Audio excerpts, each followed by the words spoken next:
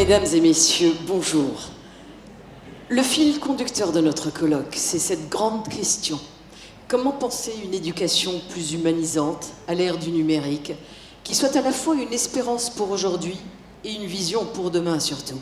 Dans notre panel, nous allons entrer au cœur de ce sujet en parlant de la pédagogie de l'espérance, comment elle s'enracine et comment elle invite à l'engagement. Nous savons que l'école catholique est aujourd'hui appelée à se réinventer. Elle doit relever des défis majeurs, l'individualisme, le relativisme, le risque de repli, mais aussi saisir des opportunités précieuses, les outils technologiques, la créativité des jeunes, leur désir de mobilisation. C'est dans ce contexte qu'elle est invitée à renouveler sa mission éducative pour former des citoyens éclairés et solidaires surtout. 3 intervenants vont nous aider à éclairer ces enjeux. Le père Laurence Talabourdillon nous montrera comment la foi peut être un moteur pour une pédagogie vivante et humanisante qui relie le savoir à la quête de sens et qui ouvre l'élève à la justice, à la paix et à la protection de la création. Le docteur Louis Lourme nous fera réfléchir au rôle de la communauté éducative, car ce sont souvent les témoins, enseignants, parents ou anciens élèves qui deviennent de véritables passeurs d'espérance. Et enfin, le père Dany Younes partagera avec nous sa vision de l'école catholique aujourd'hui, une école qui forme des apprenants enracinés dans leur histoire et leur foi, mais aussi engagés, créatifs et capables de collaboration pour relever les défis de notre temps. À travers ces regards complémentaires, nous allons voir comment l'espérance peut devenir une pédagogie vivante qui aide les jeunes à grandir en profondeur et à s'engager pour transformer la société. Le père Laurence Talabourdillon. Alors vous êtes actuellement enseignant et directeur du service pour les professionnels de l'information du diocèse de Paris, en charge du monde des médias et de l'information. Diplômé d'une école de commerce, vous entrez au séminaire de Paris en 1992, ordonné prêtre en 1999 à Notre-Dame de Paris. Vous obtenez une licence en théologie dogmatique à l'université grégorienne à Rome en 2000.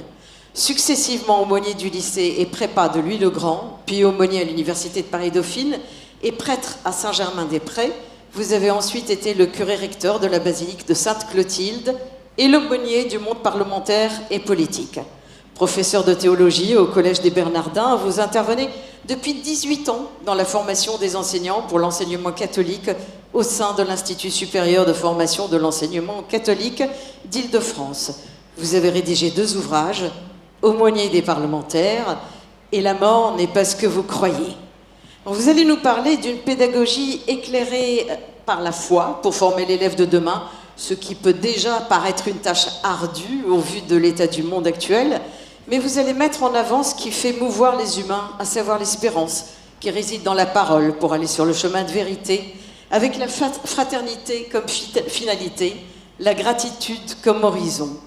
L'ambition éducative et spirituelle de l'école catholique consistant à aider les élèves à se comprendre comme une parole vivante, à vivre la relation aux autres et à devenir un être de gratitude. À vous la parole. Bonjour à tous et à toutes. Je suis très heureux, très honoré d'être avec vous ce matin. C'est une immense joie qui m'a été faite de pouvoir revenir au Liban. J'y étais venu une toute première fois en 1996. Je me préparais alors à devenir prêtre et j'avais vraiment fait la connaissance d'un personnage biblique dans le Liban. Et c'est vraiment un grand honneur qui m'est fait de pouvoir m'adresser à vous. À travers vous, je salue chacune des communautés éducatives qui sont les vôtres, chacun de vos établissements. Et comme on vient de le dire, j'ai la joie de participer depuis plus d'une quinzaine d'années à la formation des enseignants dans l'enseignement catholique en Île-de-France. L'Île-de-France, c'est 8 diocèses, 3 académies. Et on peut dire que ma responsabilité à l'égard de ces nouveaux enseignants, c'est d'essayer de leur donner, de les introduire dans l'enjeu éducatif et spirituel de la transmission des connaissances. Ça a été évoqué tout à l'heure.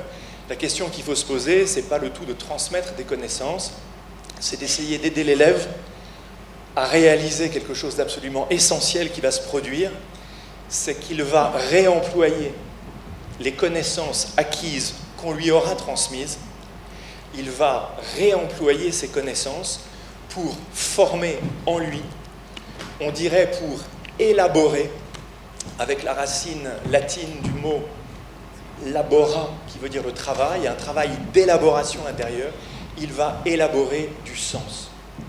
Et ce sens, il le produit en lui, sans nous. C'est-à-dire que nous n'avons pas la main sur ce que l'élève comprend de ce qu'il apprend. Nous allons le constater éventuellement. Mais c'est quelque chose qui se passe à l'intime de son être. Alors, l'une des caractéristiques de mon activité sont d'aider les enseignants à prendre la mesure de la portée spirituelle de ce métier. Et c'est aussi de m'adresser à eux en ayant conscience de la très grande diversité de leurs affiliations religieuses, de leurs convictions philosophiques ou religieuses. Vous n'êtes sans doute pas sans savoir qu'en France, le corps enseignant ne partage pas forcément la foi chrétienne et parfois il en ignore énormément de choses. Donc la question qui se pose à nous, c'est comment dans un minimum de temps de formation, on peut les amener au cœur de ce que va être leur métier, lequel métier doit être évidemment inspiré par ce que porte la foi. Pour donner l'espérance, il faut oser. Et je voudrais avec vous ce matin oser vous emmener dans ce qui nous humanise. C'est-à-dire que pour avoir une éducation humanisante, il faut déjà revenir à ce qui fait de nous des êtres humains.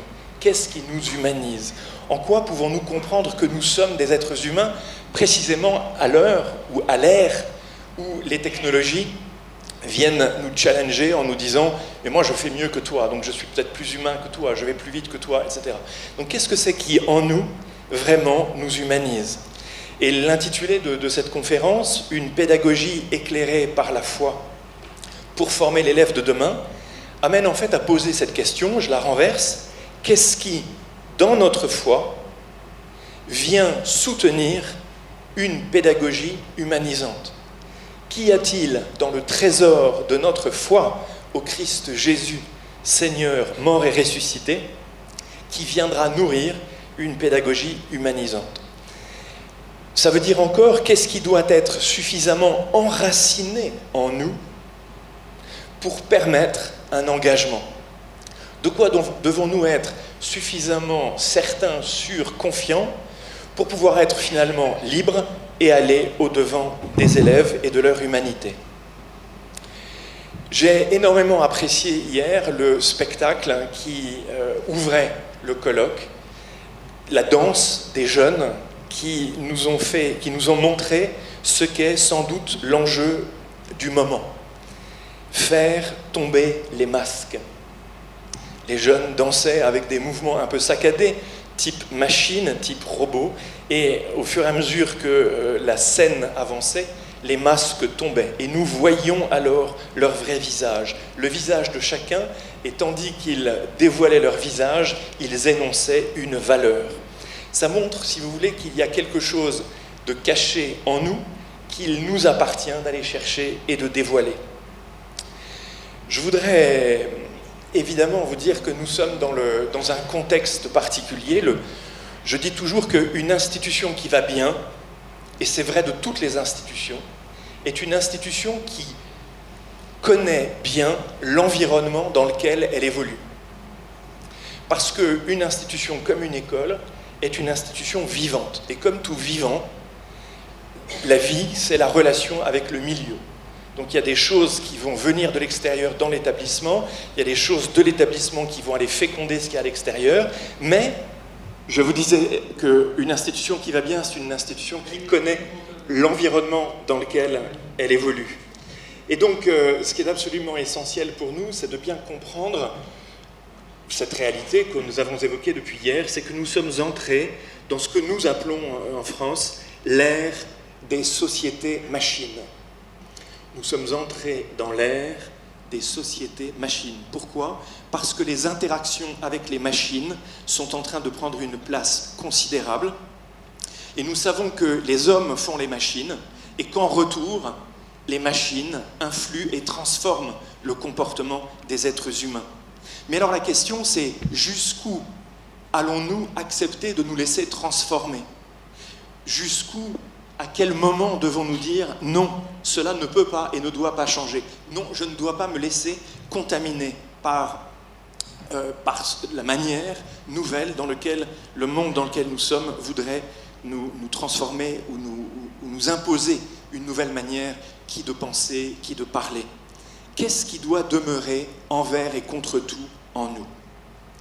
Le pape François, dans son message pour la Journée mondiale de la paix en 2024, disait ceci: les développements technologiques qui ne conduisent pas à une amélioration de la qualité de vie de toute l'humanité, mais au contraire, qui aggravent les inégalités et les conflits, ne peuvent jamais être considérés comme un véritable progrès. Et il ajoutait, alors dans un livre qui est paru peu avant sa mort, c'était son autobiographie qui était parue quelques mois avant sa mort. Dans son autobiographie intitulée « Esper », il dit ceci: « Nous ne pouvons douter que l'avènement de l'intelligence artificielle représente une véritable révolution cognitive et industrielle qui contribuera à la création d'un nouveau système social caractérisé par des transformations radicales. J'affirme, disait-il, qu'aucun problème de nature technique, sociale, politique ne pourra être résolu sinon en partant de l'homme. Il doit se constituer un nouveau type humain doté d'une spiritualité plus profonde, d'une liberté et d'une intériorité nouvelle. » C'est exactement en fait ce que disait hier Monsieur Salamé. Nous n'avons pas à craindre la machine, mais nous avons davantage à craindre que nous ne soyons pas, nous, assez humains. Autrement dit, le contexte dans lequel nous sommes nous adresse une invitation à redescendre dans la profondeur de la conscience que nous avons de ce que c'est qu'être un être humain. Et ma proposition avec vous ce matin, c'est de vous dire que cet environnement technologique dans lequel nous sommes, dans lequel les jeunes sont immergés, peut affecter leur développement à 3 niveaux au moins. Et ce sont ces 3 niveaux que je vais reprendre par après. Le tout premier, c'est la question de la parole humaine. De la parole qui se trouve dévaluée parce que les machines se mettent à parler. Et ce que je vais évoquer avec vous dans un instant, c'est le rôle spécifique de la parole qui peut affecter notre identité, notre manière de nous comprendre nous-mêmes. Le deuxième aspect, c'est les capacités relationnelles des jeunes, la cohésion sociale, qui peut être malmenée par l'individualisme que nourrissent les nouvelles technologies, l'isolement, et venir par là fragiliser l'unité d'un corps social, mais aussi peut-être d'un corps scolaire, d'une communauté scolaire, même d'une classe peut-être. Enfin, ces technologies et cet environnement peuvent affecter le sens de la gratuité, le sens du don va s'éteindre, le sens de la gratitude peut s'éteindre par derrière, par ailleurs. Donc, je voudrais vous emmener et réfléchir avec vous à ces trois dimensions qui donc constituent pour nous comme un point spécifique d'attention. À quoi devons-nous ensemble être particulièrement attentifs dans nos établissements, précisément à ces 3 éléments, la parole, l'unité et la fraternité et la question de la gratitude. Mais au point de départ, et peut-être pour faire le lien avec ce que disait tout à l'heure Gabriel, je voudrais vous dire que au point de départ systématique de toute entreprise éducative et de tout accès à la connaissance, il y a le besoin de revenir à la question fondamentale. Et cette question fondamentale est: qui suis-je? La vie qui nous a été donnée est pour chacun d'entre nous une énigme. L'homme, disait le philosophe Maurice Blondel, est pour lui-même une grande énigme. Et son propre esprit lui sera toujours l'objet d'une éternelle question. Nous devons accepter de partir du principe que nous sommes tous qui que nous soyons, quelle que soit notre culture ou notre tradition religieuse, devant une énigme. Car nous sommes là et nous n'avons rien demandé. La vie nous a été donnée, elle nous est d'une certaine manière imposée. Et en même temps que la vie nous est donnée, avec le don qu'est la vie, une question nous est posée. Et toi, que dis-tu du don que tu as reçu? Que dis-tu du monde dans lequel tu es né? Et comme ça a été évoqué, cette question de la curiosité qu'évoquait tout à l'heure Gabriel, l'évidence, si vous voulez, c'est que la curiosité, la quête, le besoin de comprendre est le levier le plus puissant des apprentissages. Hier, en évoquant le poète Machado, le chemin vient en marchant, nous pourrions dire de la même manière, la réponse à cette question vient avec la question. Donc nous devons ensemble être les gardiens du fait que n'ayons pas peur de dire que nous sommes toujours devant une énigme. Car le mystère de nos existences est plus grand encore que ce que nous en avons compris et conçu. Voilà. Donc nous sommes toujours devant une réalité qui fait un manque. Et ce point est particulièrement important puisque l'un des enjeux pour la paix dans le monde aujourd'hui, et les écoles sont au service de la croissance de la paix dans le cœur des élèves, eh bien, je le lis dans le message de Benoît XVI, le 1er janvier 2007, à l'occasion du message pour la Journée mondiale de la paix, il écrivait ceci. « Aujourd'hui, la paix n'est pas mise en question seulement par le conflit entre les visions réductrices de l'homme, à savoir entre les idéologies, elle l'est aussi par l'indifférence pour ce qui constitue la véritable nature de l'homme. En effet, de nombreux contemporains nient l'existence d'une nature humaine spécifique et ils rendent ainsi possibles les interprétations les plus extravagantes au sujet des éléments qui sont essentiellement constitutifs de l'être humain. Ici, la clarté est nécessaire. Une conception faible de la personne qui laisse place à n'importe quelle conception, même excentrique, ne favorise la paix qu'en apparence. Autrement dit, nous allons vers la paix, plus nous savons qui nous sommes, plus nous sommes capables de nous engager vers la paix. Et parmi les anthropologies, donc vous voyez, il y a des idéologies d'anthropologie contemporaine, on parle de l'animalisme, on parle aussi de l'antispécisme, l'homme n'est jamais qu'un animal comme les autres, des choses qu'on entend beaucoup chez nous, ou bien l'homme est une machine qu'on va pouvoir perfectionner, et ça s'appelle le transhumanisme. Eh bien, précisément, nous, chrétiens, avons la responsabilité de dire que nous ne sommes ni l'un ni l'autre, mais que nous avons une nature spécifique. Et notre responsabilité, c'est d'aiguillonner constamment le fait d'aider nos contemporains à sortir de l'indifférence dans laquelle ils se trouvent. Vous voyez, comme si c'était une question qu'on ne se pose pas. Ah, tu te poses encore ces questions? Mais tu as un problème. Moi, je pense que quand on se pose des questions, on est en parfaite santé psychique. Il faut se poser des questions et se les reposer souvent. Un des défis contemporains, en particulier pour la jeunesse, disait encore Benoît XVI en 2007, consiste à accepter de ne pas vivre simplement dans l'extériorité, dans le paraître, mais à développer la vie intérieure, lieu unificateur de l'être et de l'agir, lieu de la reconnaissance de notre dignité d'enfant de Dieu appelé à la liberté, non pas en se séparant de la source de la vie, mais en y demeurant relié, en permettant à chacun de découvrir que sa vie a un sens et qu'il en est responsable. Nous ouvrons la voie à une maturation des personnes et à une humanité réconciliée et soucieuse du bien commun. Voilà, ce premier point qui était en fait un large préambule a amené à la question, osons accepter de dire que nous sommes nous aussi éducateurs devant les jeunes, devant l'énigme de notre existence. Et vous allez maintenant comprendre pourquoi c'est d'autant plus important, parce que, et c'est mon premier point, l'être humain vit de parole. Ce qui nous caractérise comme être humain dans notre nature, c'est d'avoir une double dimension. Le Concile Vatican II dit que nous sommes corps et âme vraiment un, corps et âme. Donc il y a en nous une dualité, un dualisme, quelque chose qu'il ne faut pas séparer, parce que, comme le dit le terme biblique, nous sommes une seule chair, nous sommes une chair, donc une unité de corps et d'âme. Oui, mais voilà, dans cette double dimension, il y a une chose que je vois, mon corps, que je touche, il est palpable, tangible, matériel, visible. Et il y a une réalité que je ne peux pas toucher, que je ne peux pas voir, qui est invisible, intangible, immatérielle, parce qu'elle est de nature spirituelle, et elle s'appelle la vie de mon âme.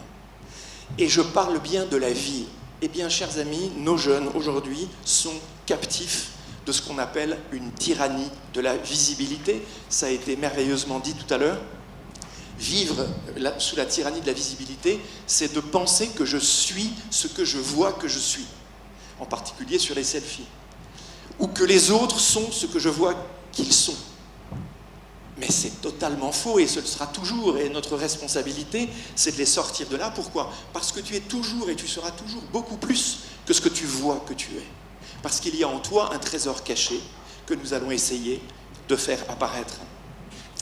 Je vous dis que l'être humain vit de paroles.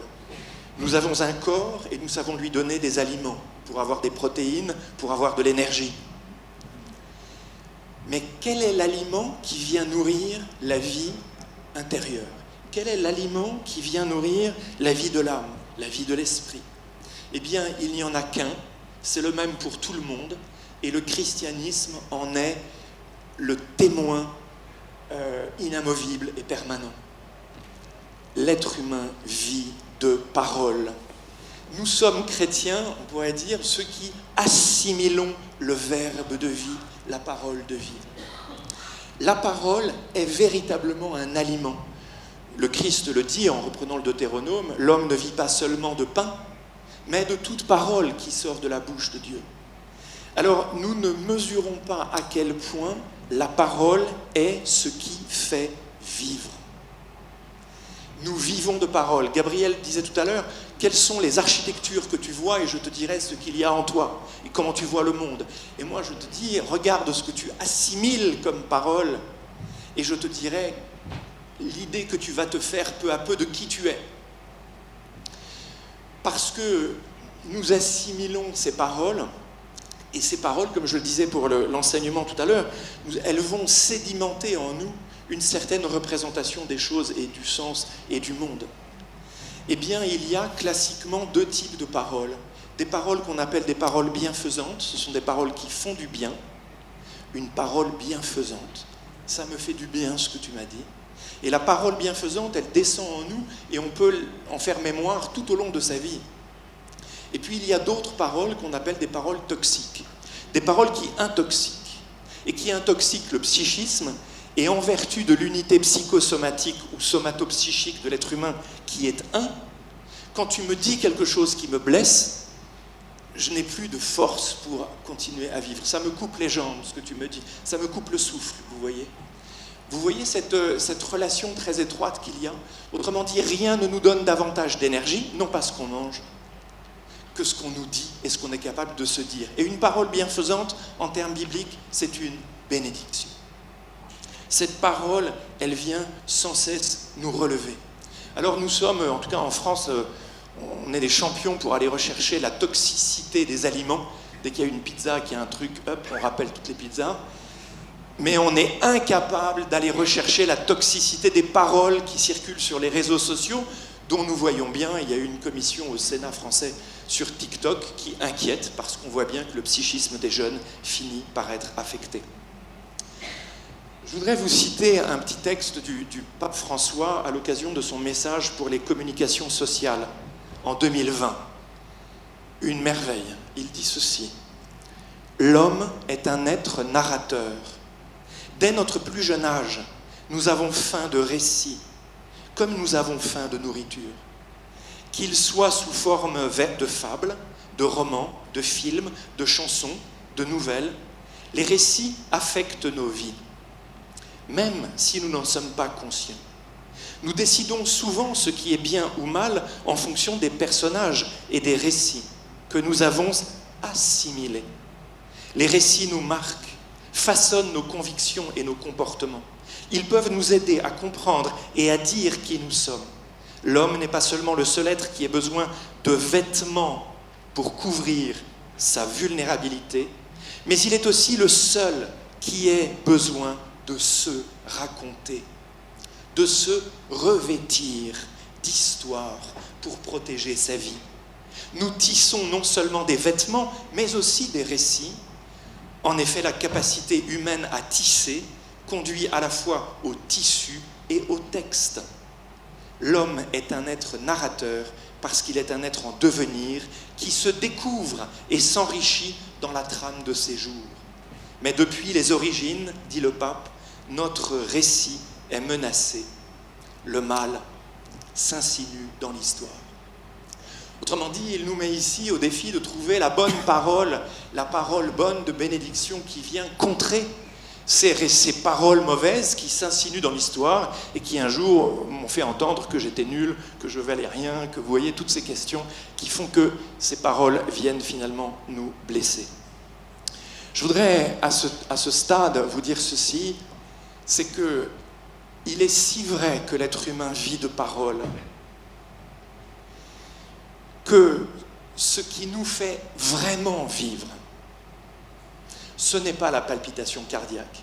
Je sais très bien que nous vivons, que notre corps vit parce que notre cœur palpite, je sais. Mais il faut beaucoup plus pour vivre vraiment. En chacun d'entre nous, en moi, en vous, en chacun de nos élèves et de leurs parents, se tient une parole qui nous tient en vie. Se tient une parole de sens qui donne sens à notre vie. Et nous constatons cette vérité, en général par défaut. Alors on ne se rend pas compte qu'en fait, on a en nous une raison de vivre. Ça peut être celle d'aller jusqu'à ce soir, ou celle d'aller jusqu'au week-end, ou ça peut être celle de remplir une mission cette année. Et pour d'autres encore, cette parole qui nous tient en vie, c'est d'aller au ciel. Cette parole qui se tient en nous, elle conditionne toute notre existence. Et comme je vous le disais, lorsque nous manquons d'une raison de vivre, nous faisons l'expérience de ce qu'on appelle la dépression. La dépression, c'est l'incapacité de formuler psychiquement une parole pour supporter le poids de mon corps. Le fait que le matin, il faut que je me lève et que je sorte de mon lit. Oui, mais si j'ai plus de raison de le faire, je ne le ferai pas. Et je ne trouve pas la force de le faire. L'homme vit absolument de paroles. Et plus que ça, allons plus loin encore. Nous allons découvrir que l'être humain est en personne une parole. C'est ça la merveille que nous, chrétiens, avons. Ce n'est pas une créature parmi les autres. C'est une petite créature dans laquelle Dieu lui-même va se mettre à parler.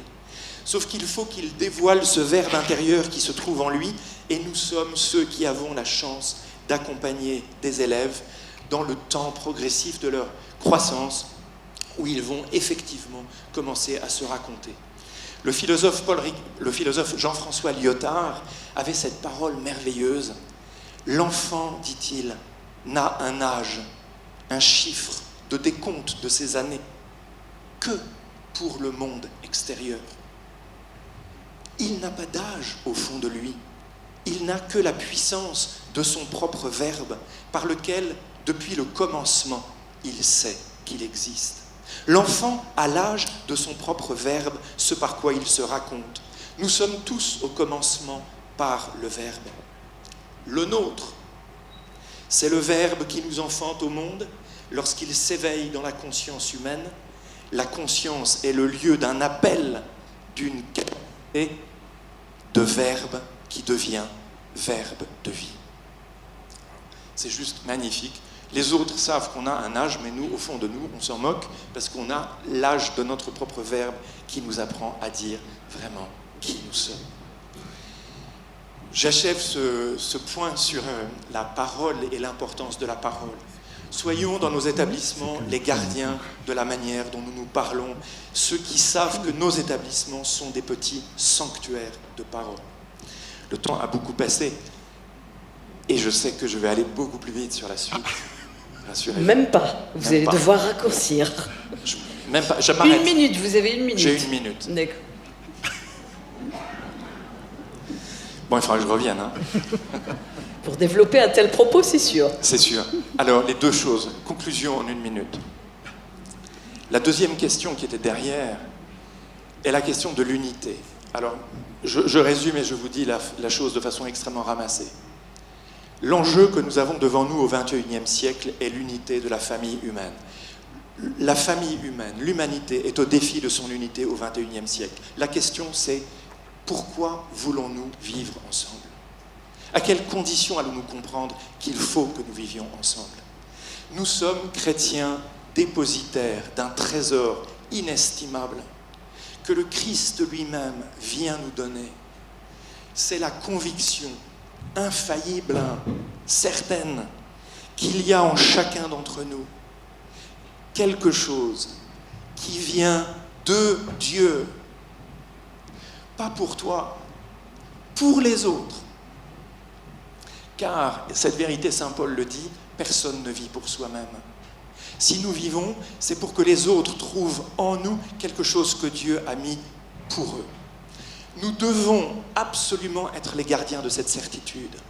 Ça transcende complètement les appartenances religieuses, sociales, que sais-je. C'est en vertu de notre commune nature humaine.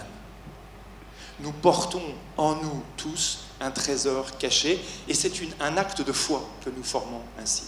Et quand on a compris cette réalité-là, alors on s'ouvre à une réalité merveilleuse qui s'appelle la gratitude. Je vous remercie. Merci, Père Stella Bourdillon. Nous avons maintenant le plaisir d'accueillir le docteur Louis Lorme, docteur en philosophie, diplômé de l'Université de Bordeaux et spécialiste de philosophie politique contemporaine. Vous êtes, depuis l'an dernier, recteur des facultés Loyola Paris, les facultés jésuites de philosophie et de théologie. Vos recherches portent notamment sur la citoyenneté mondiale et la philosophie de l'éducation. Vous avez récemment dirigé 2 volumes collectifs chez Bayard, consacrés à l'anthropologie chrétienne et à l'éducation. Dans le plus récent, Afin que nous portions du fruit, joli titre et vaste programme, vous signez un chapitre intitulé « Perspectives chrétiennes sur l'espérance éducative ». Aujourd'hui, vous allez d'abord nous inviter à réfléchir à cette espérance éducative et plus particulièrement à ce qu'elle signifie dans une perspective chrétienne, avant d'aborder la question du rôle que peut jouer la communauté éducative. Dans quelle mesure peut-elle être porteuse de cette espérance? Vous nous proposerez pour cela plusieurs pistes de réflexion, en insistant notamment sur sa dimension collective. À vous la parole. Voilà, merci beaucoup pour cette présentation. Merci aussi pour cette invitation. Je dois commencer par dire que j'étais présent il y a 2 ans parmi vous, et je dois dire que j'avais été très reconnaissant de l'invitation, ça va de soi, mais j'avais été aussi très impressionné, voilà, parce que représentaient ces 2 journées qu'on avait passées ensemble, voir le nombre que représente l'assemblée que nous formons, voir les problématiques qui sont croisées. Voilà. Alors c'est une façon très simple de vous dire le plaisir que j'ai de me retrouver ici, doublement, puisque ça fait aussi écho à ce que j'avais découvert il y a 2 ans. Donc pour commencer, un grand merci pour cette invitation. Le point qui m'a été demandé d'aborder dans cette intervention, c'est la question de la place de la communauté éducative dans le service de l'espérance. J'ai un peu modifié le titre, sans le dire à personne, pour que ça corresponde bien à l'angle qui m'occupe. C'est-à-dire, vous le voyez, une réflexion davantage centrée sur la notion d'espérance dans son rapport à celle de communauté éducative. Pardon. On décale un peu le propos par rapport à la question des technologies numériques, même si évidemment c'est très lié. C'est une question qui paraît très simple, vous voyez, voire limpide, formulée ainsi. En quoi la communauté des personnes qui contribuent à l'éducation des jeunes peut-elle prendre en charge l'espérance que nous sommes censés leur transmettre? Une question qui paraît très simple, mais qui appelle, à mon avis, certaines précisions préliminaires. Moi, je propose de procéder en 3 temps. Je vais commencer par me demander comment comprendre les principales caractéristiques de l'espérance éducative pour nos métiers, d'abord, dans son sens très large, et puis les principales caractéristiques de l'espérance chrétienne en éducation. Un deuxième temps sur lequel je souhaitais m'interroger sur les périls propres à l'espérance éducative. J'irai très vite. J'avais prévu de développer un peu, mais j'irai très vite. Donc le premier temps, c'est qu'est-ce que l'espérance éducative? On a beaucoup parlé d'espérance depuis hier, donc ça ne va pas être très long, il ne s'agit pas de redire ce qu'on a déjà dit. Moi, je voudrais partir de 4 points, 4 observations générales qui vont me servir de base pour ce qui suit. Et parmi les 4 points, les 2 premiers sont là pour rappeler une évidence. Pardonnez-moi de commencer par là.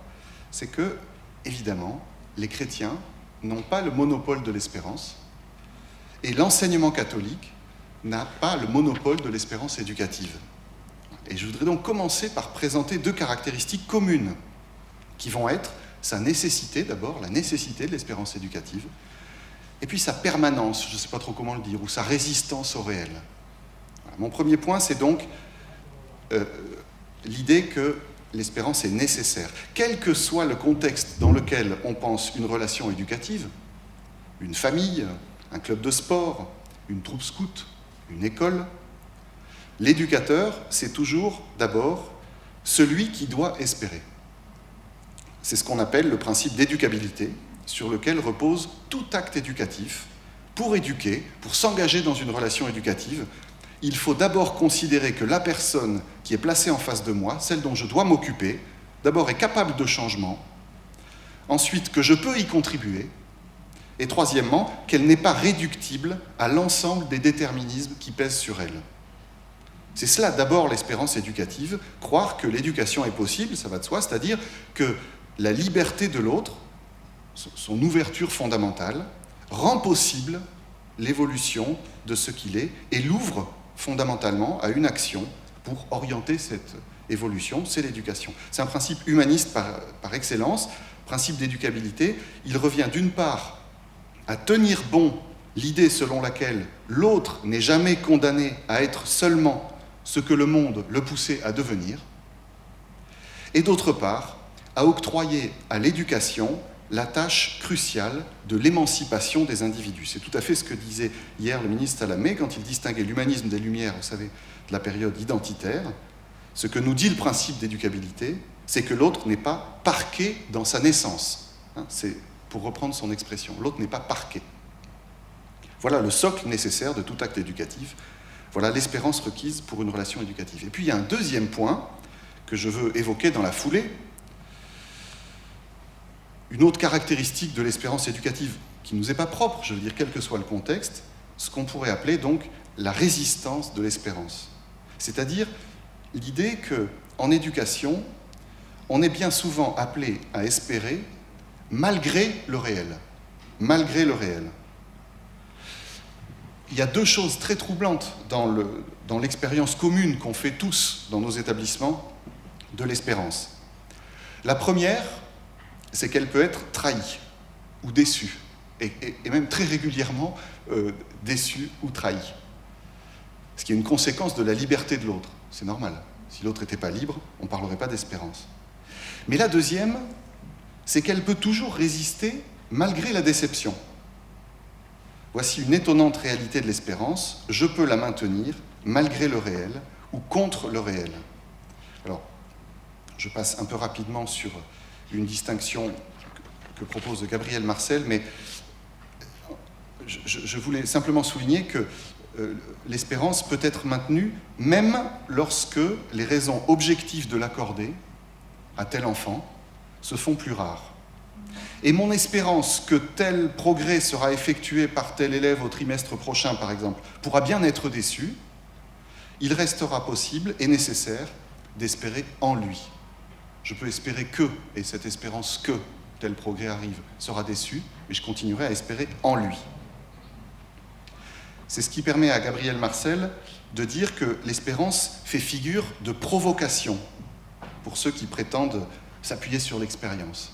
Si je me fie qu'à l'expérience, je serai très régulièrement déçu, je n'ai pas de raison d'espérer. C'est une provocation, l'espérance. Voilà comment il le dit.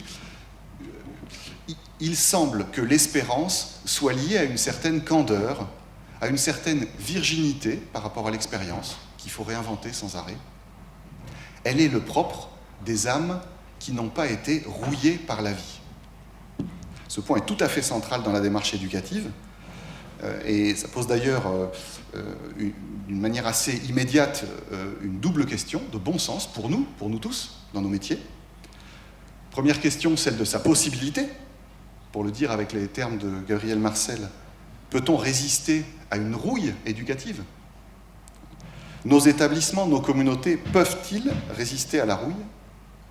C'est une métaphore.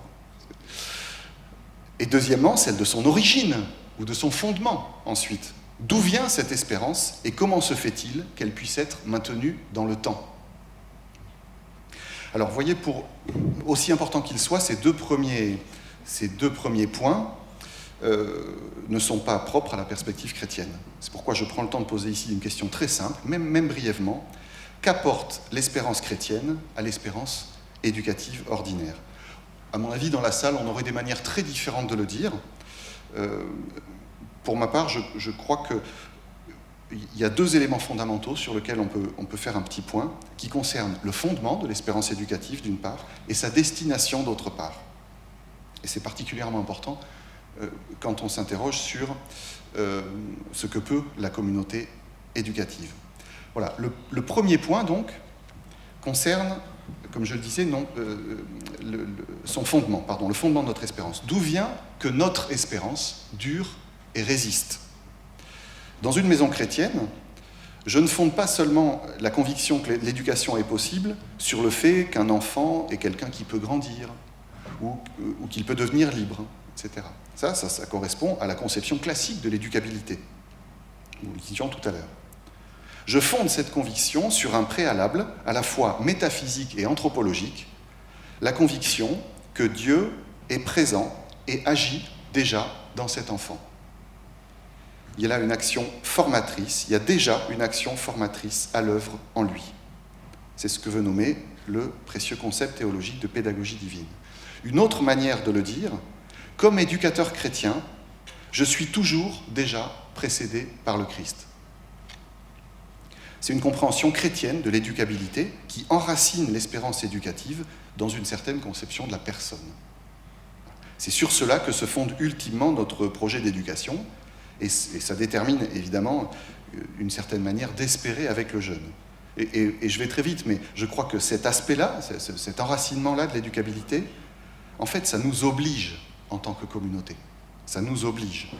Comment servons-nous, nous, cette vision de l'enfant ? Par quel signe distinctif cet enracinement spécifique de notre espérance peut-elle être reconnu dans nos maisons ? Et s'il n'y a pas de signe de cela, est-ce que ce n'est pas un problème ? Après ce fondement de l'espérance chrétienne, il reste à dire un mot de sa destination ou de son orientation, disons de ce qu'elle vise en la matière. Il me semble que ce qui importe, c'est que le christianisme nous dise qu'il y a pour chacun d'entre nous une espérance plus grande que les espérances particulières qu'on peut viser. Une grande espérance qui dépasse la somme des petites espérances qui rythment ma vie. Je reprends ici une distinction, petite espérance, grande espérance, proposée en ces termes par Benoît XVI dans Spe Salvi en 2007. Une lettre encyclique qu'il consacre au thème de l'espérance chrétienne. Spe Salvi, débute précisément par la distinction entre la petite et la grande espérance. La petite espérance, ça se réfère à nos espoirs quotidiens qui concernent les différents aspects de la vie terrestre, de notre vie immédiate, des désirs de santé, de succès personnel, des améliorations de nos conditions de vie, etc. Et c'est pas du tout négligeable. Benoît XVI les décrit comme des espoirs qui sont très essentiels pour nos vies. Il reste, malgré tout, dans le cadre des possibilités terrestres, temporaires. Et cette petite espérance, explique Benoît XVI, pour reprendre ces termes-là, ne suffit pas. L'homme a besoin d'une espérance qui va au-delà. Par contraste, donc, la grande espérance transcende cette dimension immédiate, terrestre. Elle ne dépend pas des circonstances temporaires ou des succès matériels. Je passe un peu vite sur une citation de ce texte où Benoît XVI évoque, vous connaissez peut-être donc l'histoire de Joséphine Bakhita, mais dans ce texte, la manière dont Benoît XVI l'explique, utilise cette histoire, c'est pour montrer précisément la liberté gagnée lorsque la grande espérance est saisie. Voilà pour le cœur de l'espérance chrétienne, donc, qui se distingue par nature de toutes les autres espérances. Elle n'est pas seulement plus grande, elle est donc d'une autre nature. Et même si les autres sont essentiels pour nos vies, c'est ce que dit Benoît XVI un peu plus loin, sans la grande espérance qui doit dépasser tout le reste, elles ne suffisent pas. Voilà, cette simple précision concernant l'orientation de l'espérance chrétienne, ça représente un défi pour la question qui nous occupe, parce que c'est bien cette espérance-là aussi que nos maisons, nos équipes, nos communautés entendent servir. Et donc, comment le faire? Voilà. Avant de poursuivre explicitement sur cela, je voulais faire un petit détour par la question des écueils possibles de l'espérance éducative, pour éviter de tomber dans une sorte de discours un peu naïf sur ce que l'on peut souhaiter pour nos maisons. Voilà. Il y a en réalité plusieurs périls qui nous guettent comme maison d'éducation et comme établissement catholique d'enseignement. Je choisis d'en évoquer deux et je les évoque rapidement, je ne fais que les évoquer, voilà. Mais je les nomme malgré tout et j'essaye d'en dire un mot. Le premier péril, c'est que l'espérance peut être aveugle. L'espérance éducative peut être aveugle. Qu'est-ce que ça veut dire? Qu'est-ce que c'est une espérance aveugle? Je veux essayer de décrire quelque chose comme une espérance qui ne tiendrait pas compte du réel, ou qui appelle espérance une illusion projetée sur le pouvoir-être de l'autre, sur ce que peut l'autre. Et le monde de l'éducation connaît bien cela, ces situations où je projette sur ce que tu es, dans un dialogue, dans un échange sur l'orientation par exemple, je projette sur ce que tu es un avenir qui n'est pas ajusté à ce que tu peux ou ce que tu souhaites, etc., ou à ce qu'il est réaliste de projeter. En tout cas, qui ne te voit pas tel que tu es. Voilà, un avenir qui est condamné à te rester extérieur.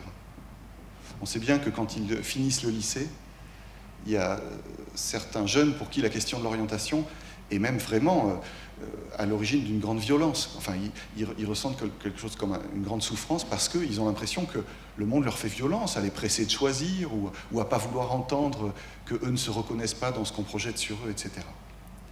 Voilà, c'est une tension fondamentale. On pourrait l'expliquer par des questions de reconnaissance, mais pour rester concentré sur l'essentiel, il y a à mon avis là quelque chose comme une tension entre une espérance éducative qui peut être manquée, soit parce qu'elle limite, en se fondant exclusivement sur ce que tu es, il ne peut pas faire telle ou telle chose, c'est pas la peine qu'il postule pour telle ou telle voie, etc.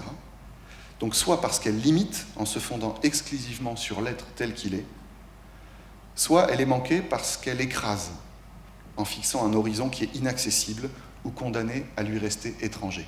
Et c'est quand même pour nous, pour nos maisons, pour nos communautés, un équilibre très délicat à trouver. Voilà. Comment je tiens compte de ce qu'il est pour ajuster l'expression de mon espérance? Comment donc on peut tenir cet équilibre? Qui en a la charge dans nos communautés? Quelles instances? Etc. Puis il y a un deuxième, je vais très vite, il y a un deuxième péril, à mon avis, je voulais prendre le temps de le traiter aussi,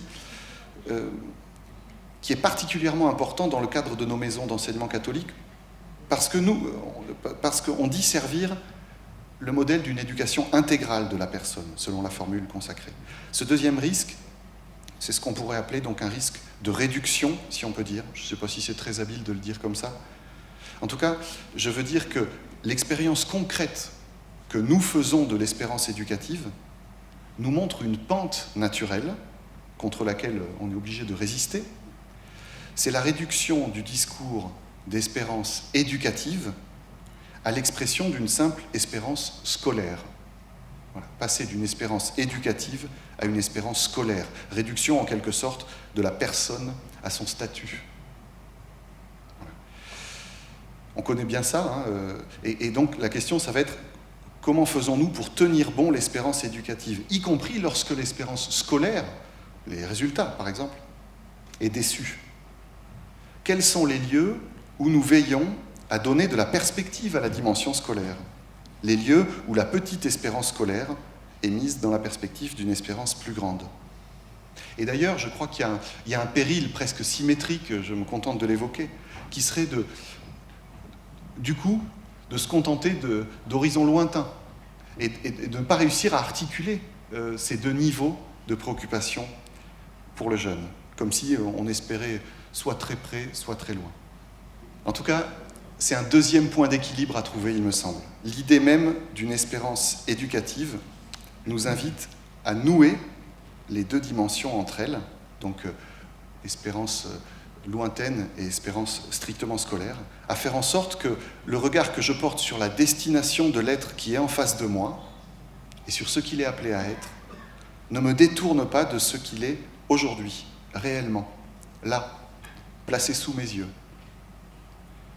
Et c'est bien ça, s'occuper de la personne intégralement. Voilà donc un second point d'équilibre à trouver pour nos communautés.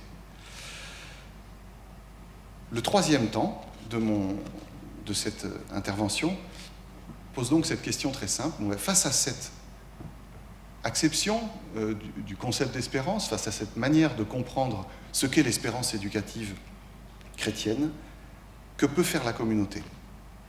Que peut faire la communauté ? Je vais donc me contenter de quelques remarques. La question, c'est toujours la même. En quoi nos établissements ont un caractère spécifique qui leur permet de servir l'espérance différemment de ce qui peut se faire ailleurs, s'ils sont vraiment fondés et orientés différemment. Et pour traiter de la manière peut-être plus pratique, d'une manière plus pratique cette question, je vais distinguer trois dimensions différentes. La médiation, la question de la médiation, la question de la formation et la question de la structure. Je commence par parler des médiations parce qu'il me semble que c'est le plus simple à envisager pour nous. Comment donner à nos élèves le goût de l'espérance ? La première manière de répondre, c'est une question très fondamentale, mais la première manière de répondre, à mon avis, c'est de leur mettre sous les yeux des témoignages d'espérance, d'une part, et de leur faire expérimenter sa valeur, d'autre part. Témoigner et expérimenter. Témoignage et expérimentation, ça, nous avons l'habitude de nous en préoccuper. Évidemment, la question qui se pose immédiatement, c'est la suivante. Qui peut témoigner de l'espérance ? Qu'est-ce que ça veut dire, d'ailleurs, témoigner de l'espérance ? Est-ce que c'est juste un discours ? Est-ce que c'est raconter une vie ? Bon. Première question, qui peut témoigner de l'espérance ? Et puis, comment permettre à nos jeunes d'expérimenter l'espérance ?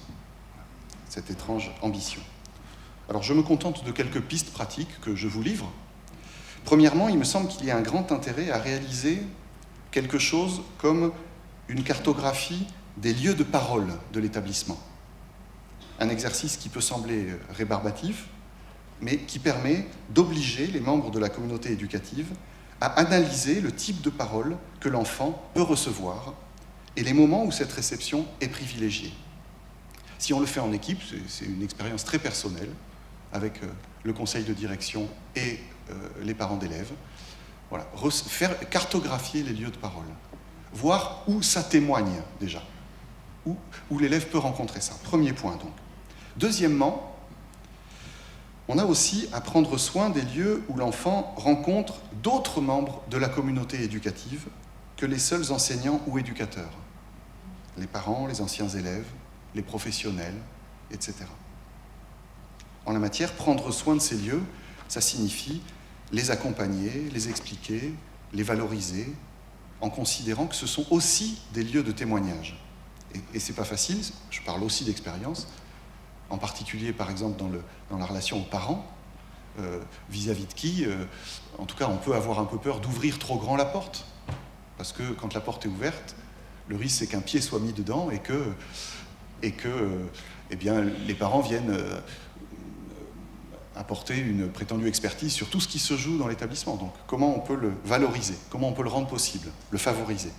Troisièmement, soigner aussi les lieux où les jeunes peuvent prendre des responsabilités.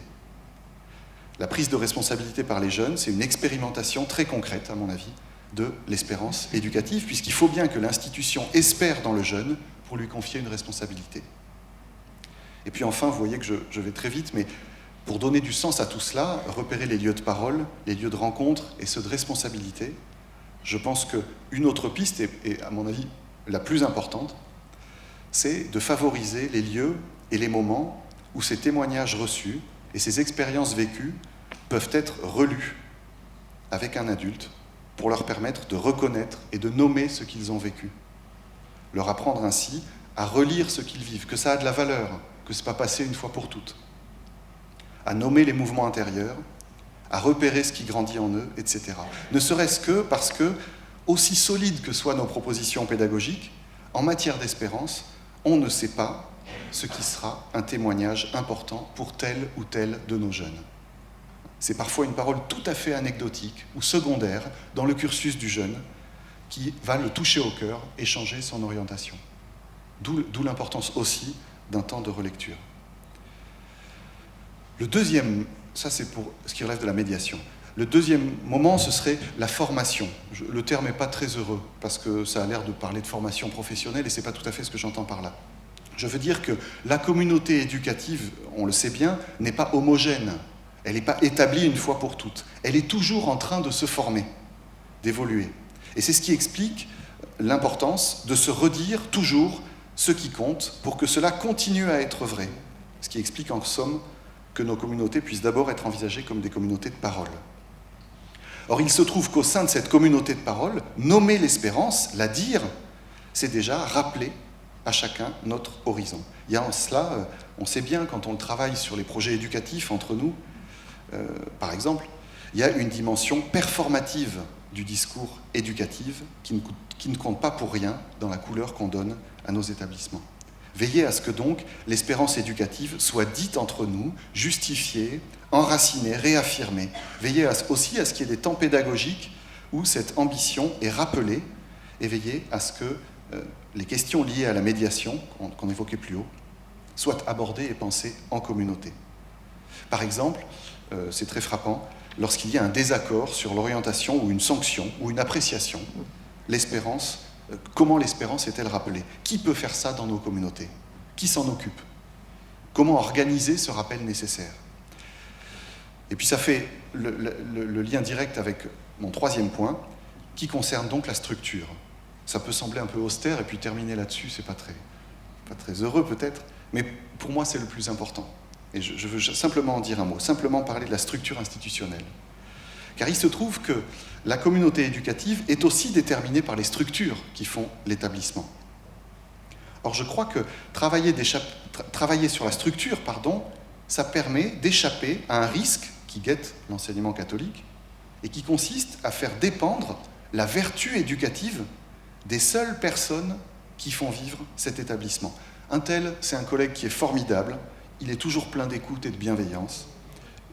Comment ferions-nous sans une telle qui est toujours là pour apporter un regard optimiste sur l'enfant dans un conseil de classe, etc. C'est normal, hein. Dans toutes les communautés, on a ces un tel et ces une telle qui ont beaucoup de valeur, qui comptent beaucoup. Mais si on se repose que sur ces personnes-là pour tenir l'espérance, bien, on leur met beaucoup sur les épaules et ça fait dépendre les pratiques vertueuses de nos maisons des seuls individus. Bien sûr, les individus comptent, mais il me semble qu'ils sont très largement aidés lorsque les structures elles-mêmes favorisent un certain type de pratique qui a de la valeur pour nous. Autrement dit, en matière d'espérance éducative, il conviendrait, à mon sens, de balayer les différentes structures institutionnelles qui composent un établissement, conseil de discipline, pratique de l'orientation, conseil de classe, rencontre avec les parents, journée pédagogique, conseil de direction, conseil de coéducation, il y en a beaucoup, relations aux parents d'élèves, conseil pastoral, etc. En se demandant à chaque fois, où est l'espérance dans cette instance? Où et comment la structure s'oblige-t-elle à l'espérance? Il y a de très nombreuses manières de faire en la matière, et ça dépend de chaque lieu, bien sûr. Moi, je prends un exemple très concret, parce que pour moi, ça a été un fait très important, c'est le conseil de discipline. Voilà, quand je suis arrivé dans l'établissement que j'ai dirigé pendant 10 ans à Bordeaux, j'étais très frappé du conseil de discipline. Donc on est tous capables de dire que quand on exclut un élève, c'est un échec. Ouais, ok, c'est un échec. Mais on peut doubler cet échec d'une forme de violence ou de... je sais pas, si on ne prend pas le temps de rebalayer la manière dont ça se passe, ceux qui le composent, etc. Il y a la loi qui nous oblige à tel ou tel repère. Mais en tout cas, je ne veux pas avoir l'air de donner des leçons. Pour moi, ça a été très structurant d'encodir, après un premier conseil de discipline qui a été très dur à vivre, de me dire bon, pourquoi ça a été si dur et comment faire pour que ça soit aussi un lieu d'affirmation d'une espérance éducative qui nous est propre, qui fait la valeur de nos maisons, même quand là l'enfant va nous quitter. Voilà. Nos structures doivent être, ou peuvent être aussi de ce point de vue, espérantes. Elles aussi, elles peuvent témoigner de l'espérance et non pas seulement les personnes. c'est sur ces 3 points que je suis passé très rapidement, mais c'est sur cela que je m'arrête. Je ne veux pas apporter de solution magique, ce n'est pas du tout ce que je prétendais faire. Je voulais simplement faire porter notre attention sur 3 verbes déterminants pour nos communautés, qui correspondent à ces 3 mots, et qui définissent des espaces privilégiés pour témoigner de l'espérance éducative. Organiser, c'est la question des structures. Relier, c'est la question des médiations. Et outiller, c'est la question de la formation. Pour que l'espérance, ça ne soit pas un discours seulement, mais une expérience communautaire. C'est ce que dit, vous savez, Emmanuel Durand, qui a publié un livre qui s'appelle « Théologie de l'espérance » l'an dernier, et il dit « On espère aussi avec les mains ». On espère aussi avec les mains. Favoriser cette traduction du discours dans le réel, voilà toute notre affaire. C'est un peu ce que je cherchais à dire en disant que l'expérience chrétienne nous oblige. Et je crois que c'est le sens de cette remarque, sur laquelle je termine, vraiment, de Benoît XVI, toujours dans Spe Salvi. Apparaît comme élément caractéristique des chrétiens le fait qu'ils ont un avenir. C'est pas qu'ils sachent dans les détails ce qui les attend, mais ils savent de manière générale que leur vie ne finit pas dans le néant. La porte obscure du temps, de l'avenir, a été ouverte toute grande. Celui qui a l'espérance vit différemment. Une vie nouvelle lui a déjà été donnée. Écoutez bien cette phrase. Celui qui a l'espérance vit différemment. On pourrait se dire, nous, de la même manière, celui qui a l'espérance, qui l'éduque différemment. Voilà. Et c'est une bonne question pour nous, sur laquelle j'achève. C'est un bon critère pour relire nos pratiques. Sommes-nous sûrs du fait que, du fait de notre espérance, nous éduquons différemment? Voilà. Je vous remercie. Merci, Dr Lourme, d'avoir respecté le temps imparti. Nous allons accueillir maintenant le père jésuite Dany Younes, ancien élève des Frères des Écoles Chrétiennes. Vous avez poursuivi des études en sciences économiques à l'USJ avant d'entrer dans la Compagnie de Jésus en 1995. Vous avez ensuite poursuivi votre formation en France et en Allemagne, obtenu un master en philosophie, puis été ordonné prêtre en 2005. Votre recherche vous a conduit à soutenir en 2015 une thèse sur le discernement spirituel à l'USJ. Supérieur provincial des Jésuites au Proche-Orient et au Maghreb, entre 2014 et 2020, vous vous êtes engagé tout particulièrement dans le domaine de la formation religieuse et spirituelle. Vous êtes aujourd'hui directeur général de Dar el-Maché, maison d'édition jésuite au Proche-Orient. Alors, dans votre intervention, vous allez nous parler d'un défi majeur pour l'éducation d'aujourd'hui, celui de l'authenticité dans un monde que l'on décrit comme volatile, incertain, complexe et ambigu. Vous montrerez comment l'éveil à la responsabilité personnelle ne peut plus reposer sur les certitudes morales d'une communauté, mais suppose de développer un sens de la gratitude. C'est cette gratitude qui peut aider chaque élève à assumer ses appartenances, à construire son identité personnelle en choisissant ses valeurs et à déployer cette identité dans des engagements concrets. L'éducation catholique, selon vous, n'offre pas un contenu prédéfini, mais une méthodologie inspirée de la tradition du discernement spirituel. Vous allez élaborer là-dessus. À vous la parole. Merci beaucoup. Je vais parler en arabe, je suis désolé, mais c'est juste pour donner l'impression que je n'emprunte pas beaucoup à mes prédécesseurs qui ont déblayé le terrain. اللي انطلب مني احكي عن الطالب او الخريج المدارس الكاثوليكيه كشخص متجذر بتراثه وبنفس الوقت ملتزم بقضايا العالم. اذا بتشوفوا البريامبول يلي انعطى، اول اوبجيكتيف، اول هدف من اهداف المؤتمر كان اظهار هويه طالب المدارس الكاثوليكيه. فهذا اللي حابب احكي عنه، عن التجذر وعن الالتزام، هالكلمتين يلي محطوطين كصفه خريج مدارسنا. رح احكي عن هالكلمتين، اذا متجذر وملتزم، من خلال كلمتين تانيين يلي هن كلمه امتنان gratitude وكلمه discernement تمييز روحي. هيدي الطريقه يلي رح احكي فيها عن هالنقطتين. ولكن بالاول عندي ملاحظتين ضروري اقولهم تنحط شوي الكونتكست، تنحط شوي الاطار. اولا بدي احكي عن اللي انطرح أو المطلوب مني عن غاية التربية الكاثوليكية. La finalité de l'éducation catholique.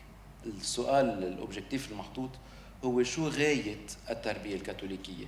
وهون بدي بلش أسأل شو الكاثوليكي بالتربية الكاثوليكية؟ Qu'est-ce qui est catholique dans l'éducation catholique؟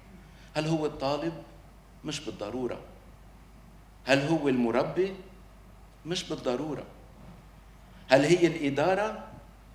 أنا بعتقد أنه إذا صارت التربية الكاثوليكية محصورة بإدارة كاثوليكية عم ندخل يلي بعدين رح سميه كريسباسيون ايدنتيتير. شو بقولوا كريسباسيون ايدنتيتير؟ إذن تقوقع بالهوية يلي هو تماماً عكس فكرة الكاثوليكية. فلها سبب شو الكاثوليكي بالتربية الكاثوليكية؟ بالنسبة لإلي اللي أكثر شيء بيحدد التربية الكاثوليكية هي نظرة للكائن البشري، وهذا يلي الاثنين اللي سبقوني حكيوا قالوا نظرة للكائن البشري، نظرة طالعة من الإيمان المسيحي، ولكن مش نظرة دوغماتيك، مش نظرة هي محتوى عقائدي، بل هي نظرة للإنسان على أنه صاحب كرامة لا تمس وله حرمة لا تمس.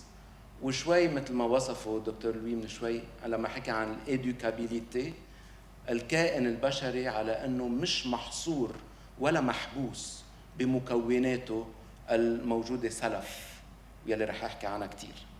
تمام؟ فاللي بلاقيه كاثوليكي بالتربية الكاثوليكية هي نظرة للإنسان على أنه عنده كرامة، على أنه عنده حرمة، وعلى أنه قابل للنمو للتطور. وبدي أقول أنه هالموقف مش مريح لأنه إذا منحبه كلمة حلوة الكرامة البشرية، ولكن إذا لحقناها على الآخر هيدا موقف مش مريح، بل موقف في كتير جرأة، لأنه بيتطلب أنه نعيد النظر بكل عاداتنا وبكل تفكيرنا. لما يقول الإنجيل، لما يسوع بالإنجيل يقول لم يجعل الإنسان من أجل السبت بل السبت من أجل الإنسان. شو عم بيقلنا؟ عم بيقلنا أنه لم يجعل الإنسان من أجل المؤسسات بل المؤسسات من أجل الإنسان. لم يجعل الإنسان من أجل الهيكليات بل الهيكليات من أجل الإنسان. ما فينا نحول الإنسان لوقود لإيديولوجيا أو لفكر أو لقضية، ما فينا نحوله لوقود.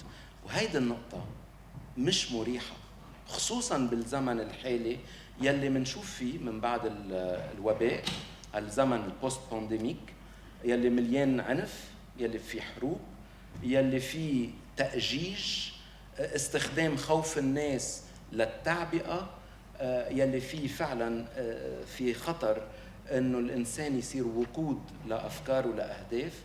هيك موقف منه مريح. وبدي أقول كمان بهالنقطة الأولى، الملاحظة الأولى، إذا كنا عم نحكي عن هدف التربية الكاثوليكية هو الطالب المتجذر والملتزم مثل ما رح أحكي عنه، بما أنه عم نحكي عن غاية، هيدا الغاية بدها تحدد كل شيء بنعمله. يعني هيدا الغاية هي اللي بتحدد البرنامج التربوي تبعنا، هي بتحدد هوية المربي، هي بتحدد أي قرار بيتاخد بالمؤسسة أو بيخدم الغاية أو ما بيخدمها. فهي بتحدد الوقت اللي عم نحطه بمشاريعنا، هي اللي بتحدد المصاريف يلي عم نصرفها بمؤسساتنا. إذا ما كان الغاية هي اللي عم بتحدد الوسيلة، بتصير اللي عم نسميهم وسائل هن غايات مخبية، وبطلنا بعيد عن الفساد. فلهالسبب الموضوع كتير جريء، وأنا بدخل عليه بخوف ورعدة، لأنه أنا مش كتير حاضر بحياة المدارس، ولكن بعرف أنه أنا تلميذ لتراث عريق بالتربية، وبعرف أهمية أنه التربية يكون عندها غاية وما تكون متروكة عشوائياً. تاني نقطة بدي أقولها بهيك للبداية عن العالم مثل ما وصفوه اللي حكيوا اليوم الصبح أو امبارح، هالكونتكست يلي نحن فيه، هالعالم الامبريفيزيبل غير المتوقع، عالم اليقين وقع فيه، عالم ما في يقين. سموه فوكا، فوكا وورلد. فوكا الأحرف الأربعة، فيلا فولاتيل يعني متطاير، يولا uncertain مش أكيد مش مضمون، كومبلكس العلاقات فيه معقدة، وambiguous يعني منه صريح. فالعالم يلي عم ندخل فيه هو عالم الأمور ما بتجي تلقائيا من ذاتها. يعني مثل ما قال أبونا لوران من شوي، ما نحبس حالنا بالفيزيبيليتي، ما نحبس حالنا باللي بينشاف. هذا العالم معقد أكتر بكتير من هيك. في ناس ممكن تتأسف على زمن كانت الأمور فيه أوضح وأصرح ومباشرة أكتر، ولكن أنا بعتقد إنه هيدا الزمن هو فرصة للتربية الحقيقية، لأنه التربية بتختلف تماماً عن الترويض. l'éducation ce n'est pas du dressage. التربية بتختلف تماماً عن الترويض. يعني اللي أنا بنتظره من الطالب هو إنه يصير قادر يحمل مسؤولية حياته، وإنه يحمل مسؤولية حياته يعني ياخد قراراته بناءً على اختباراته، ومش بناءً على معطيات مسبقة فارضة نفسها عليه. لهالسبب بعتقد إنه زمن انهيار اليقين هو زمن خطير. انهيار اليقين مش هين. لما نفكر مثلاً كيف وقت طلعت الدولة الإسلامية بال 2011-2012 قديش في شباب أوروبيين مش من عائلات مسلمة صاروا دخلوا بالجهادية، بالحركة الجهادية. نسأل حالنا ليش؟ يمكن إن كون العالم ما في ضمانات، ما في وضوح، بخلي الإنسان يلتجئ لأي فكرة شوي واسعة من نفسها بيصدقها. فالعالم اللي ما في وضوح هو عالم خطير، ولكن بنفس الوقت هو العالم يلي فيه الإنسان بيقدر يحمل مسؤولية حياته. لسبب هيدي دعوة، لما بدي أدخل هلأ بشو معناتها طالب متجذر وملتزم، ولكن دعوتي إنه نستقبل الزمن الحالي بدون أسف، نستقبله كمهمة ملقاة على عاتقنا، إنه نعطي طلابنا الوسائل الكافية حتى ياخدوا قراراتهم. فالنقطة الأولى اللي بدي واقف عندها مثل ما عم نعطيلي بالموضوع هو طالب متجذر. متجذر بشو؟ متجذر بتراثه، بالتراث المعطى له، بقيمه، إلى آخره. ولكن خلينا نبلش نقول إنه كل واحد منا بيلاقي نفسه بهالعالم، بيلاقي نفسه مع أمور كتير مختارة، أمور مش خاضعة لقراره، أمور هو ملزم فيها، جيناتنا، أهالينا، عائلاتنا، ظروفنا، تاريخنا، الحقبة التاريخية اللي نحن فيها. في عنا تراث غير مختار، وهذا التراث غير المختار إذا ما أخذنا منه موقف نحن بنختاره بيصير تقل، بنصير عم نعاني حياتنا مش عم نختاره. يعني إنسان بدون تربية هو مش إنسان بدون معلومات، هو مش إنسان ما بيعرف. إنسان بدون تربية هو إنسان ما بياخد موقف من التراث يلي ما اختاره، وطالما ما عم ياخد موقف منه صار لعبة الأقدار. يعني صار التاريخ اللي سابقه هو اللي بيحركه، فصار هالإنسان يكرر لنعطيله، ما بياخد منه موقف، ما بيقرر شو يعني كيف بده يستوعب هويته، كيف بده يقبلها.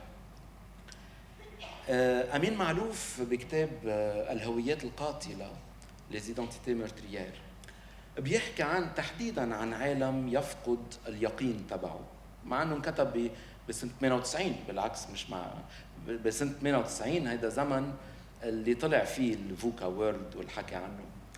ولكن لليوم مع الذكاء الاصطناعي الموضوع مطروح بذات الطريقة، يمكن بشكل خلينا نقول urgent أكتر، في طوارئ أكتر. أمين معلوف بكتابه بيعمل فرق ما بين الابارتونانس الانتماء والهوية identité. الابارتونانس أو الانتماء معطى سلف. فأنا مثلا بنتمي لوطن، بنتمي لتراث، تاريخ، ذاكرة جماعية، بنتمي لجنس معين إلى آخره. كتير أشياء ما اخترتها ولكن هي انتماءات. طبعا في انتماءات بختارها، مثل لما انتمي لنادي أو قرر انتمي لشخص، مش أنا ولكن غيري. فبهالطريقة طبعا في انتماءات بنختارها ولكن أكترية الانتماءات ما بنختارها. أما اللي بيسميه الهوية فهو الموقف يلي باخده من انتماءاتي.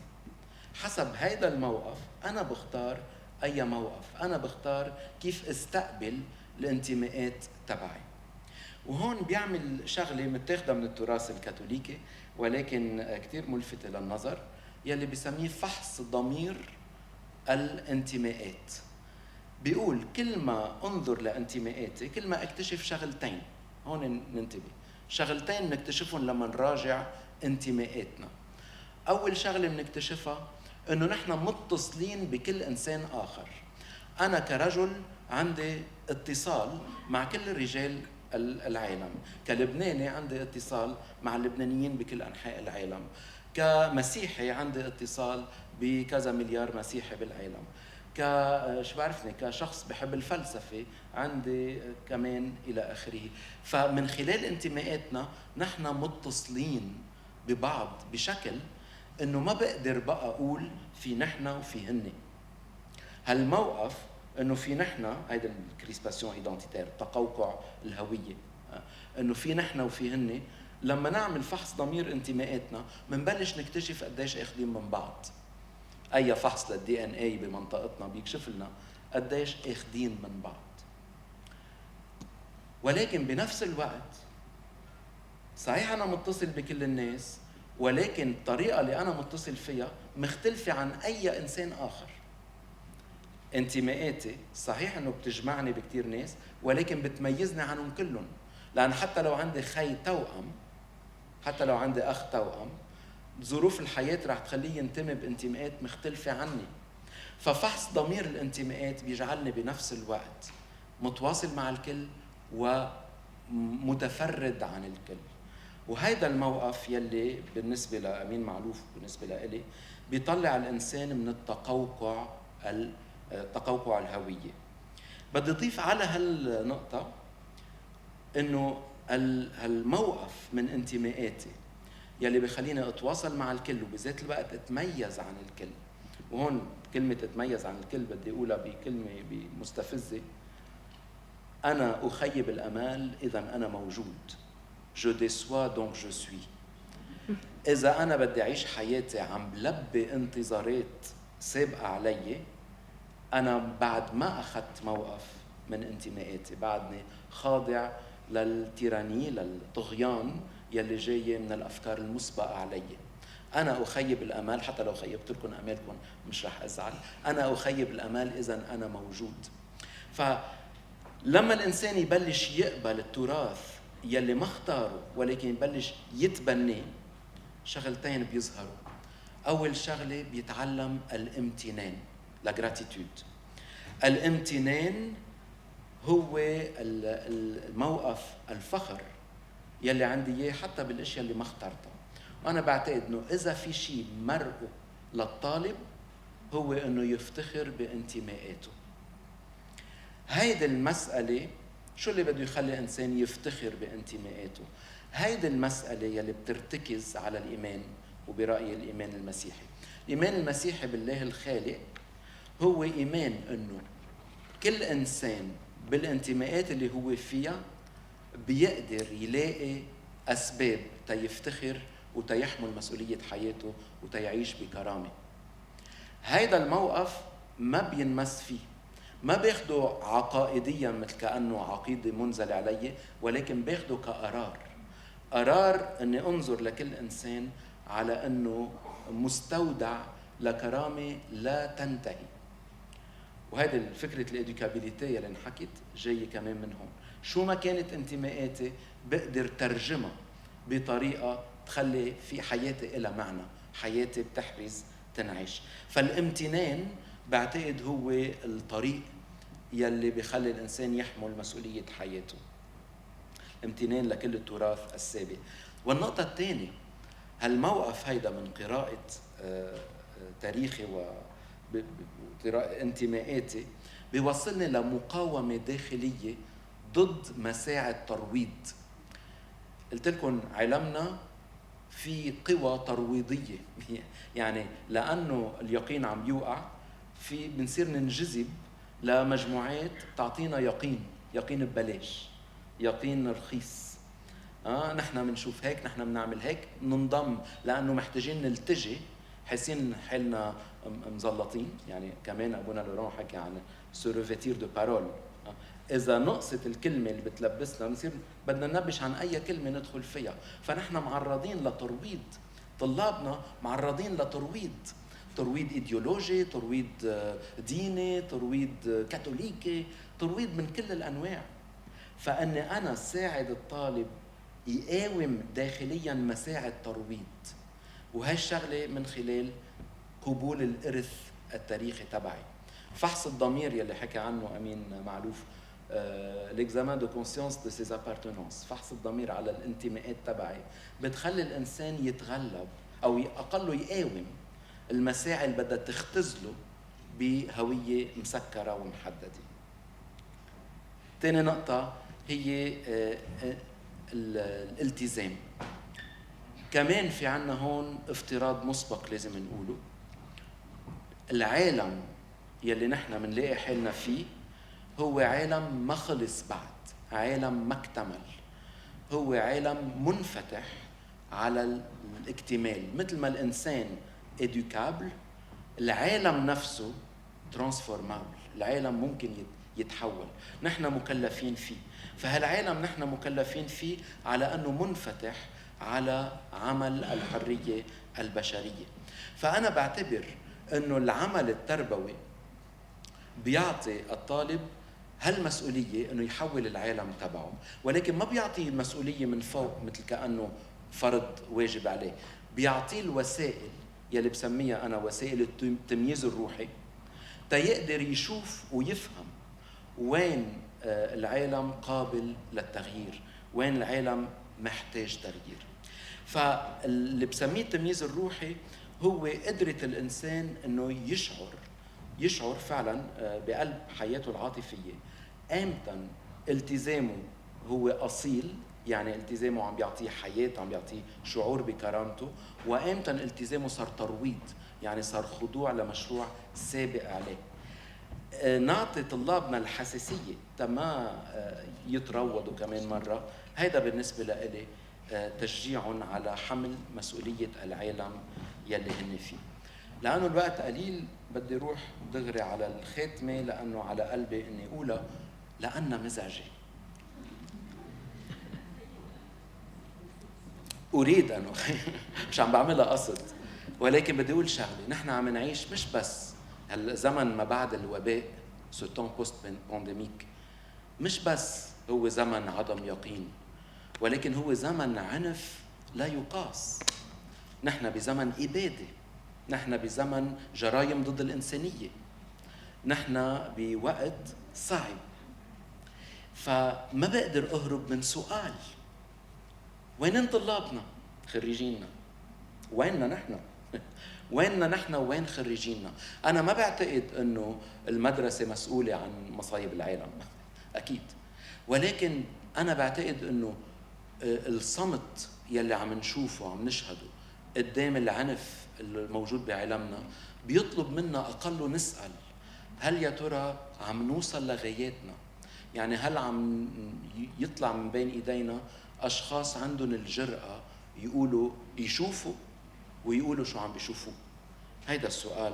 لأنه بالإنجيل يسوع بيقول مرة للفريسيين، بتقولوا لو كنا عايشين على أيام أبائنا ما كنا شاركناهم بقتل الأنبياء، مثل ما نحن بنقول لما ندرس قصص الحرب العالمية الثانية، لو كنا عايشين بهالزمن ما كنا شاركنا بالجريمة. ولكن هذا هو الزمن يلي فيه بدنا نظهر نحن مين.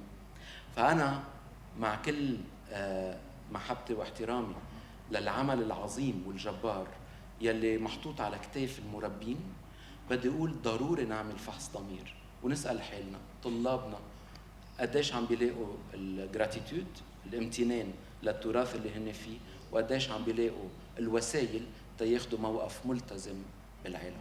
شكرا لكم. Merci Père Younes. Il me semble que nous allons prendre quelques questions maintenant.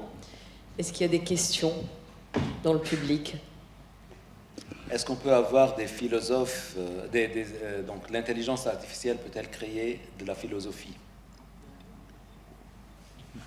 Vaste question.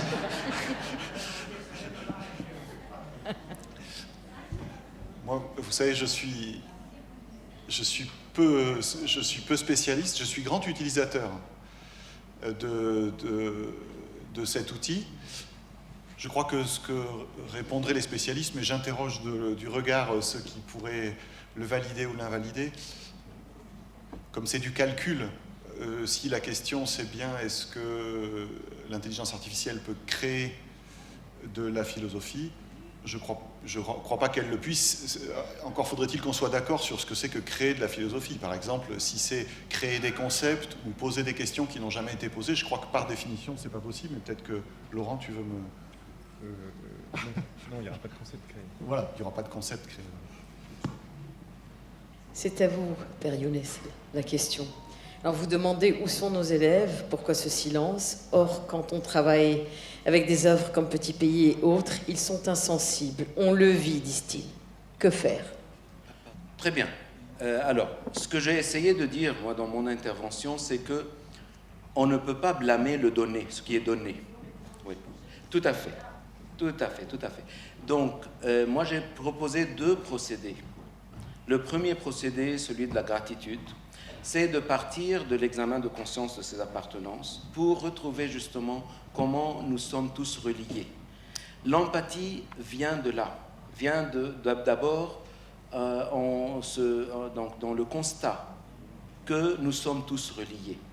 Donc, par cet examen que Amin Maalouf propose, c'est un premier procédé où je peux commencer à voir les liens et donc éveiller l'empathie. La deuxième partie, j'ai parlé donc d'une conception du monde comme étant ouvert à la transformation. Et donc, c'est là où s'éveille... Pardon? Alors, pourquoi? Tout à fait. Pourquoi le monde n'existe pas? Ou bien pourquoi...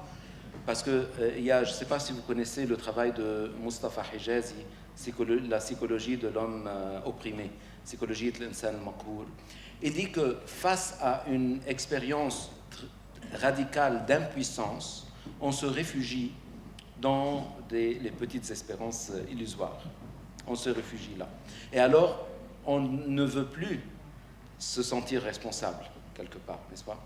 Donc, en montrant le mécanisme, en expliquant le mécanisme, comment on devient désintéressé, les gens prennent position.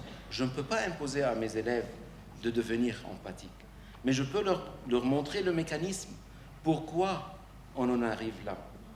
Moi, personnellement, j'ai beaucoup profité de comprendre un peu, par des lectures, comprendre un peu ce qui s'est passé il y a 80 ans au cours de la Deuxième Guerre mondiale, le manque d'empathie qu'il y a eu, les grandes violences, etc.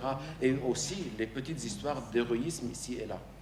Et ça a fini par me faire poser une question. Quel homme je voudrais être? Celui qui est pris par le mouvement de masse ou bien celui qui résiste? Et c'est une question qui m'est venue par les lectures. Je ne pense pas que quelqu'un me l'ait imposé. Et je ne pense pas qu'on peut imposer quoi que ce soit. Encore pour vous, Père Younes, la question. C'est la dernière, et rapidement, s'il vous plaît. Alors, vous avez parlé de la violence. On vit dans un monde où la violence domine la paix. Comment, en tant qu'éducateur libanais, je peux vivre la paix pragmatiquement? Une grande question, peu de temps, mais il y a une chose que je peux dire, c'est que dans l'éducation, comme partout d'ailleurs, la forme et le contenu doivent au moins ne pas se contredire. Et donc, l'éducateur est toujours auto-éducateur. Si l'éducateur ne s'éduque lui-même, il ne peut pas éduquer quelqu'un d'autre. La forme et le contenu doivent se correspondre. Et donc, je pense que la construction de la paix commence par l'acquisition personnelle d'instincts ou d'habitudes qui construisent la bonne entente. Et c'est comme ça que ça se propage pour peut-être un jour arriver donc, à répondre à de grandes questions. Nous vivons dans un contexte qui est très violent, nous vivons l'impuissance, alors il ne faut pas se résigner à ça, c'est ce que je veux dire. Il ne faut pas se résigner à l'impuissance. Et ce qui a été dit sur l'espérance contre la réalité est très très important. Merci Louis pour ça. Merci beaucoup, merci messieurs pour vos interventions qui ont probablement fait la lumière sur des sujets particulièrement épineux. J'espère que ça a été enrichissant pour vous. Merci de nous avoir écoutés attentivement.